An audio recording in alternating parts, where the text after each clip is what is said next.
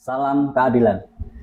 Kita tahu bahwa sering di masyarakat itu tidak bisa membedakan antara kelalaian dan malpraktek. Ya. Jadi dua hal ini di masyarakat itu terkadang menjadi rancu atau bisa menjadi sesuatu, bisa pelanggaran kedokteran ataupun kesehatan langsung sebut malpraktek gitu ya. Padahal ini dua hal yang berbeda. Jadi kita harus bisa membedakan mana itu unsur kelalaian dan mana itu unsur malpraktek.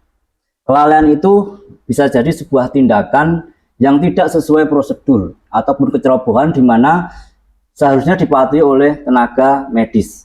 Contoh ini, lupa mencatat alur pasien ataupun alergi pasien di rekam medis. Kemudian terlambat memberikan obat. Nah, ini kelalaian gitu. Konsekuensinya apa?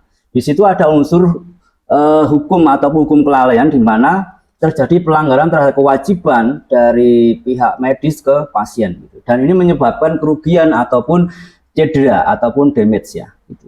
Kemudian di situ mengandung hubungan sebab akibat.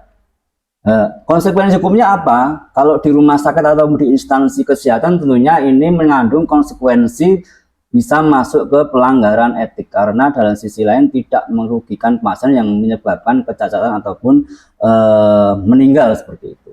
Nah, kemudian malpraktek itu ya. Kita tahu bahwa sekarang itu malpraktek itu banyak digaung-gaungkan di masyarakat tentunya untuk tenaga medis gitu nggih. Apa yang disebut sebuah malpraktek gitu ya.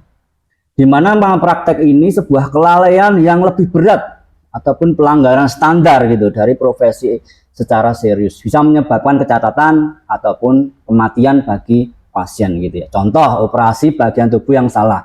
Misalnya yang sakit atau yang patah kaki kanan yang dioperasi kaki kiri, ini sebuah malpraktek. Jadi unsurnya, unsur konsekuensi hukumnya itu jelas gitu ya.